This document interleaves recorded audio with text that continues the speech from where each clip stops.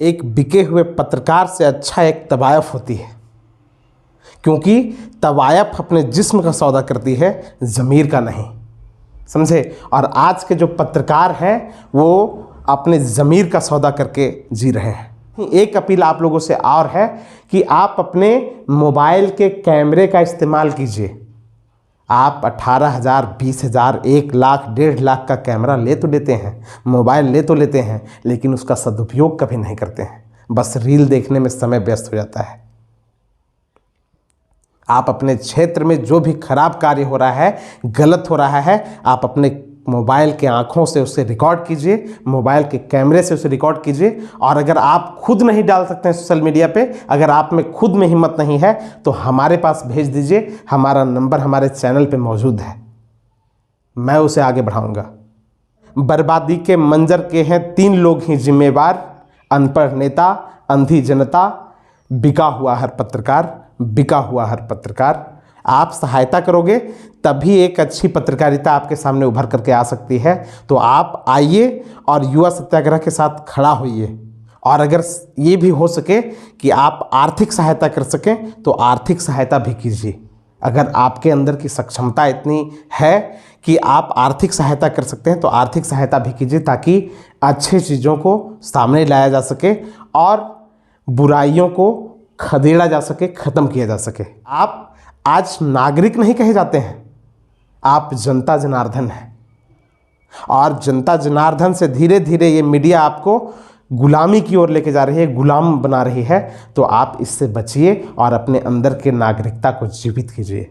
आपके सहायता से जब मीडिया चलेगी, आपके सहायता से जब आपके सहयोग से पत्रकारिता चलेगी, तो उस पत्रकारिता को दबाने वाला कोई नहीं होगा। समझे? तो आइए और साथ खड़ा होइए। और जितने भी अच्छे पत्रकार हैं जो आपको लगते हैं, आप उनका सहयोग ज़रूर कीजिए, उनका संरक्षण कीजिए और उन्हें उनकी पत्रकारिता को दुरुस्त करने में मदद कीजिए। नमस्कार, प्रणाम, जोहार। मैं प्रताप कुमार उज्ज्वल आज आप लोगों से एक अहम मुद्दे पे बात करने के लिए आया हूं, और वो मुद्दा है पत्रकारिता और गोदी मीडिया। अब आ गए हैं तो थोड़ा सा संयम रख के सुन लीजिएगा, क्योंकि आजकल आप अफवाहों पे ज़्यादा और सच्चाई पे कम ध्यान देते हैं। आज मैं इसीलिए आप लोगों को एक कहानी सुनाने वाला हूं जो आप लोगों के क्षेत्र से ही जुड़ा हुआ है, यानी कि गिद्धौर प्रखंड के एक वरिष्ठ पत्रकार की कहानी सुनाने वाला हूं, जो बेचारे बदनाम तो पहले से ही हैं, समझे। और मैं नाम इसलिए भी नहीं लेना चाहता हूं उनका, क्योंकि अगर नाम ले लिया ना वैसे व्यक्ति का तो मुँह गंदा हो जाएगा, समझे। और साथ में बदनामी का सर्टिफिकेट भी मिल जाएगा उनको। तो फिर मैं अपने मुंह को गंदा नहीं करना चाहता हूं और साथ में कहानी शुरू करना चाहता हूं। सुनिए। मैं एक दिन थाने में बैठा हुआ था और हमारे सामने जो थे, हमारे क्षेत्र के वरिष्ठ पत्रकार जी एकदम गुस्से से तमतमाए हुए बैठे हुए थे। दारोगा साहब से कह रहे थे कि सर जी, ये लड़का जो है हमको चटना बोल देता है। मैंने दारोगा साहब से कहा कि दारोगा जी, एक बात हमको बताइए कि मेरे वीडियो में सिर्फ ये कहा गया है कि हमारे क्षेत्र के पत्रकार चटना है, तो फिर मैंने न क्षेत्र का दायरा बताया कि वो सिंधवारी तक सीमित है, कि गिद्धौर तक, कि चतरा तक, कि झारखंड तक, तो फिर इन्हें कैसे पता चल गया कि इन्हीं को मैंने चटना कहा? तो वो कहने लगे कि मैं गिद्धौर में रहता हूँ, हमको पता नहीं है कहाँ के पत्रकार चटना है सो। मैंने कहा वाह, गजब, क्या बात है सर, आपको तो भारत रत्न मिलना चाहिए। अब सोचिए कि हर दिन जिस प्रकार से पत्रकारिता पताल में जा रही है, हर दिन हम एक सीमा तय करते हैं, हर दिन हम गिरावट की एक सीमा तय करते हैं, और हर दिन उस सीमा को तोड़ करके पत्रकारिता पाताल में धंसती चली जा रही है। अब आप ये भी जान लीजिए अच्छे तरीके से कि हमारे देश की जो पत्रकारिता है वो 180 देशों में 161वें स्थान की पत्रकारिता है। जो पिछले साल जो थी वो 142वें स्थान पे थी और अभी 161वें स्थान पे खसक करके चली गई है। तो कितने अच्छे पत्रकार हैं हमारे यहाँ के, ये तो आप अच्छे तरीके से जानते होंगे, समझे। और मैंने आप लोगों से ये भी पहले भी कहा था कि हमारे देश के जो बर्बादी के जो जिम्मेवार हैं ना, वो 3 ही लोग हैं, समझे। मतलब बर्बादी के मंजर के हैं 3 लोग ही जिम्मेवार, अनपढ़ नेता, अंधी जनता, बिका हुआ हर पत्रकार, बिका हुआ हर पत्रकार। और मैंने साथ में ये भी कहा था कि एक बिके हुए पत्रकार से अच्छा एक तवायफ होती है, क्योंकि तवायफ अपने जिस्म का सौदा करती है, ज़मीर का नहीं। समझे? और आज के जो पत्रकार हैं वो अपने ज़मीर का सौदा करके जी रहे हैं।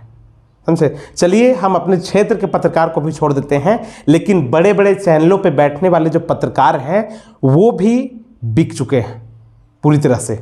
आज सरकार से सवाल करने की हिम्मत किसी में नहीं है, बस आरोप और प्रत्यारोप विपक्ष पे लगाया जाता है, सरकार से एक भी सवाल पूछा नहीं जाता है।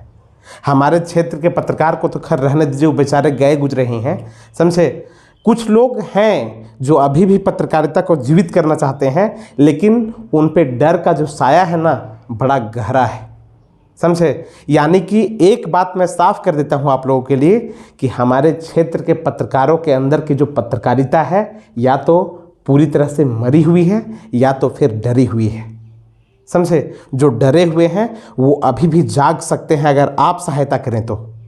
आप लोगों की सहायता की आवश्यकता है। आप अगर अच्छे पत्रकारों को चुन करके अगर सहायता पे लग जाएं, उनके संरक्षण पे लग जाएं, उनके संरक्षण पे ध्यान दें, तो फिर से पत्रकारिता अच्छी हो सकती है, दुरुस्त हो सकती है। लेकिन अगर आप भी सोए रहोगे, आप लोग भी सोए रहोगे, तो कहीं से सुधार का कोई गुंजाइश नहीं है। और साथ ही मैं इतना बता दूं, बहुत सारे मुद्दे हैं जहां पे पत्रकारिता एकदम चुप्पी साध लेती है। अभी जो हाल फिलहाल का मुद्दा है चंडीगढ़ मेयर चुनाव का, उसमें भी जो धांधली हुई, अधिकतर पत्रकार चुप रह गए। क्यों पता है? क्योंकि सत्ता से सवाल करना होगा। हंसदेव जो जंगल का मामला है उसे उठाने में अधिकतर पत्रकार चुप रह गए। आम लोग जो हैं सोशल मीडिया पे रील और वीडियो के माध्यम से आवाज़ उठा रहे हैं, लेकिन पत्रकारों के आंखों में शर्म नहीं हुआ है। इनके आंखों का जो शर्म है वो मर गया है। समझे? तो ऐसे पत्रकारों से उम्मीद भी करना बंद कर दीजिए और एक स्वस्थ, एक स्वच्छंद, एक आज़ाद पत्रकारिता की नींव रखिए, और वो आप लोगों के भरोसे रखी जा सकती है, किसी कॉरपोरेट, किसी सरकार के भरोसे नहीं। आप सहायता करोगे तभी एक अच्छी पत्रकारिता आपके सामने उभर करके आ सकती है। तो आप आइए और युवा सत्याग्रह के साथ खड़ा होइए, और अगर ये भी हो सके कि आप आर्थिक सहायता कर सकें तो आर्थिक सहायता भी कीजिए। अगर आपके अंदर की सक्षमता इतनी है कि आप आर्थिक सहायता कर सकते हैं तो आर्थिक सहायता भी कीजिए, ताकि अच्छी चीज़ों को सामने लाया जा सके और बुराइयों को खदेड़ा जा सके, ख़त्म किया जा सके। समझे? क्योंकि आप अपने देश के पत्रकारिता का हाल तो देख ही रहे हैं, चाहे वो पहलवानों का मुद्दा हो, चाहे अर्धसैनिक बल के स्ट्राइक का मुद्दा हो, चाहे अर्धसैनिक बल के जो वेतन का मुद्दा हो, चाहे उनके पेंशन का मुद्दा हो, किस प्रकार से उठाती है, कितने ज़ोरदार तरीके से उठाती है, ये भी आप जानते हैं अच्छे तरीके से। कल को अगर ज़रूरत पड़ा, सरकार के विपक्ष में आ पाए, तो आपके लिए भी आवाज़ नहीं उठाएगी ये। सरकार से जिस दिन आपको चोट लगेगी, आप जिस दिन सरकार से टकरा करके नीचे गिरोगे, उस दिन ये हाथ देने के लिए आपको भी नहीं आएगी। इसलिए आप एक नींव रखिए अच्छे पत्रकारिता की और साथ दीजिए। आइए मिलजुल कर खड़ा होइए, ताकि हम एक अच्छे समाज, एक निर्भीक समाज, एक निडर समाज और निडर नागरिक पैदा कर सकें। समझे? क्योंकि जो बिकी हुई पत्रकारिता है ना, वो मरा हुआ नागरिक पैदा करती है, और जिस व्यक्ति की नागरिकता मर गई है वो जिंदा भी है तो लाश के समान है। क्योंकि आप आज नागरिक नहीं कहे जाते हैं, आप जनता जनार्दन हैं, और जनता जनार्दन से धीरे धीरे ये मीडिया आपको गुलामी की ओर लेके जा रही है, गुलाम बना रही है। तो आप इससे बचिए और अपने अंदर के नागरिकता को जीवित कीजिए। आप देख रहे होंगे अच्छे तरीके से कि आपके क्षेत्र में इतने सारे रोड बन रहे हैं, खराब हो रहे हैं, लेकिन कितने पे आवाज़ उठ रहा है? जहां पे उन्हें लगेगा कि फायदा है, आवाज़ उठाएंगे और फिर बाद में दबा देंगे। इसलिए आप खुल करके आइए। आपके सहायता से जब मीडिया चलेगी, आपके सहायता से जब, आपके सहयोग से पत्रकारिता चलेगी, तो उस पत्रकारिता को दबाने वाला कोई नहीं होगा। समझे? तो आइए और साथ खड़ा होइए और जितने भी अच्छे पत्रकार हैं जो आपको लगते हैं, आप उनका सहयोग ज़रूर कीजिए, उनका संरक्षण कीजिए और उन्हें उनकी पत्रकारिता को दुरुस्त करने में मदद कीजिए। और साथ ही एक अपील आप लोगों से और है कि आप अपने मोबाइल के कैमरे का इस्तेमाल कीजिए। आप 18,000, 20,000, 1 लाख, 1.5 लाख का कैमरा ले तो लेते हैं, मोबाइल ले तो लेते हैं, लेकिन उसका सदुपयोग कभी नहीं करते हैं, बस रील देखने में समय व्यस्त हो जाता है।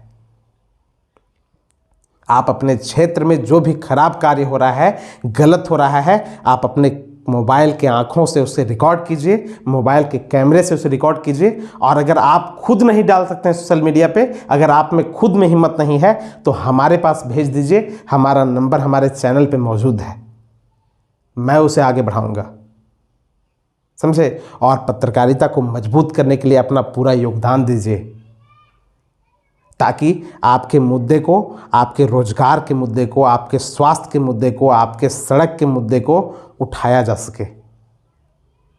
आप समझ पाते हो कि आज भी आपका मूल मांग क्या है?